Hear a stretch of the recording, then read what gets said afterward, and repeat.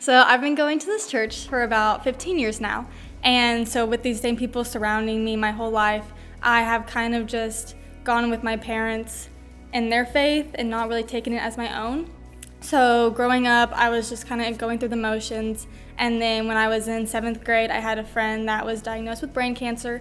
And I kind of in that moment realized that I couldn't do this faith on my own. I needed God to get me through these trials. And I was watching her walk through Christ in the most difficult ways, but she remained faithful and kind and just a loving person, and I was truly inspired by that. And I just watched and realized that I needed to be doing the exact same thing, and I needed to be relying on God in everything that I did. I was reading into the Bible, I was praying a lot, I was seeking wisdom from others, and then she passed away, and that was devastating, but I really grew from that whole experience. But through the next year, I started to lose that kind of faith. I was on that Jesus high, and it kind of just went away. I basically put my whole life into making officer of this dance team. And I was working for that, and I stopped looking towards God, and I started looking only at dance. March 2018, I made officer of my dance team. I felt like my life was perfect. I felt like everything had finally fallen into place. So 3 days later, I tore my ACL, I tore everything in my knee, and I was extremely confused and sad. I did not understand why on earth God would take the one thing I was good at and the one thing I loved away from me for such a long period of time. It took 6 months for me to get back to dancing, and in probably around like 4 or 5 months, I began to realize that I was missing something. One day I was driving home from my doctor, and I was sad and I was confused and I was mad, and the song Even If comes on by Mercy Me, and I realized that I had been giving myself to dance and not to God. I'd been finding my identity in something that wasn't the Holy Spirit. I began to pray and I began to read my Bible and figure out what on earth I was doing wrong, and that was not filling my heart with Jesus Christ.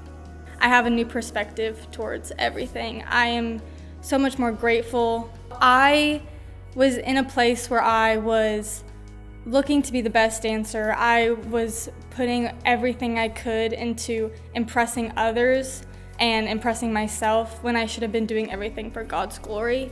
And so now when I dance, I think is what I'm doing for the glory of God's kingdom. And so now I look at dance completely differently. I think of it as a gift that God gave me, and He can take it away.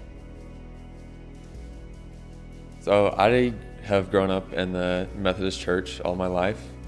I was born in First Colony, so I went to First Colony United Methodist Church. That's sort of where I started my faith and where I started to meet God. Moving to Siena was probably one of the hardest times in my life. You know, Siena is such a tight-knit community, and it's sort of hard to break through into those friend groups. I started to go to what we have here called Ignite at the Hayslips. They really just took me in where no one else would.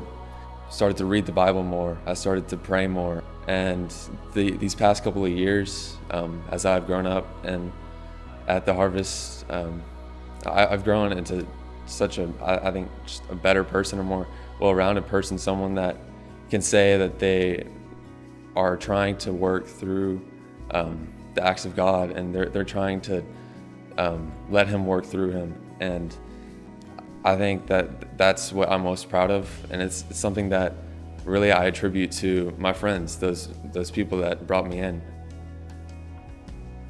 It's hard for me to explain all that DJ has done for me as our youth pastor here at Harvest. He's been there for me, when my friends couldn't. He's been someone that I've looked up to. He's just been there for me.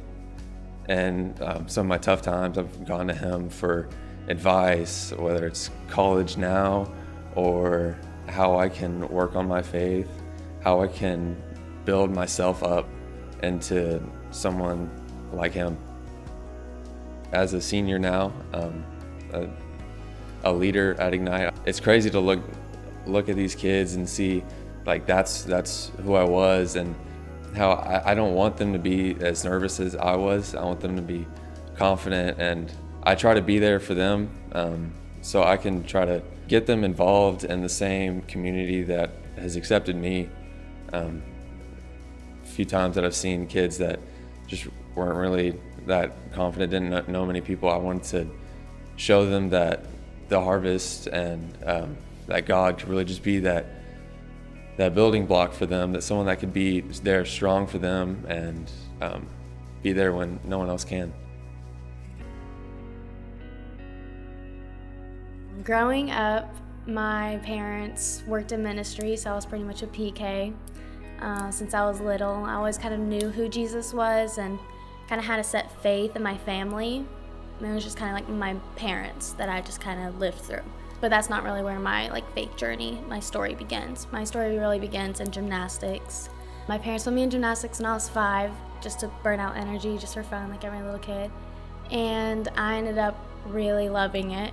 I kept moving up levels and advancing pretty quick, and I did that for a few years.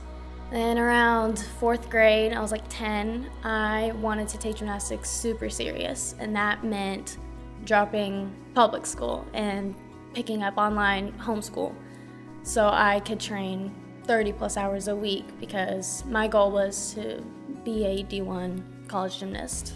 It wasn't easy all the time. It was super hard. I had mean coaches. I'm hurting myself 24/7, but I didn't care. In my 10-year-old mind, I did not care. That's all I wanted to do. And I was definitely at my peak at 15, 14. I was just kind of sailing smooth and didn't think anything of it. I was just really excited because I'd finally gotten to where I'd been working since I was 5 years old. I ended up having a sports hernia like a grown male would have in the NFL, but in a 14-year-old's body. I tore 3 muscles and had a pretty big surgery. My goal was to, at the time, recover and come back and be able to do college gymnastics like I set out to, but unfortunately my body just couldn't handle it anymore. It's hard now to talk about it because it's kind of a broken dream, and I just felt like I was known as the kid who left 4th grade Sienna Crossing at 10 years old to go do this crazy thing, and then wasn't even ended up able to accomplish it. When you're at the top at 14 years old and you get it taken away from you and that's all you thought you were, it's hard because you feel like you're left with nothing.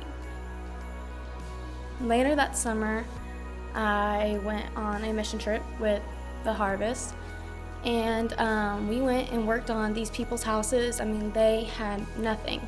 Their houses were beaten down. They lived in a trailer. We had to rebuild their deck because they barely could step on it without falling through. I just remember feeling like I had a purpose there. Like, these people did not care that I had surgery. They didn't care that I dropped everything at 10 years old to do this crazy thing, and I didn't care that I was winning all these medals and awards and stuff. They cared that I was there to love on them and to fix their house and just have a heart to serve for them. And I truly felt like I had a purpose other than gymnastics for the first time in 12 years. And I actually got really close to people like Jackson Fisher and Kristen Wall.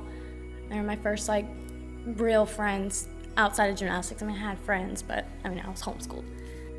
I got really close to them and started making new friends, and then went to UMRM again this past summer and got really close with other people like Lexi and Drew and Will Blackburn, and they gave me the courage to go back to school this year and be a normal kid and not feel so worthless and like I didn't have a purpose anymore.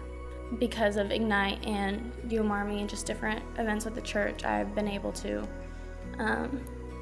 just kind of start this new life for me and realize gymnastics was not my story. I was not gymnastics. That was not all I could ever be good at and could ever have my worth on. Gymnastics just was a part of my story and was something God used to build me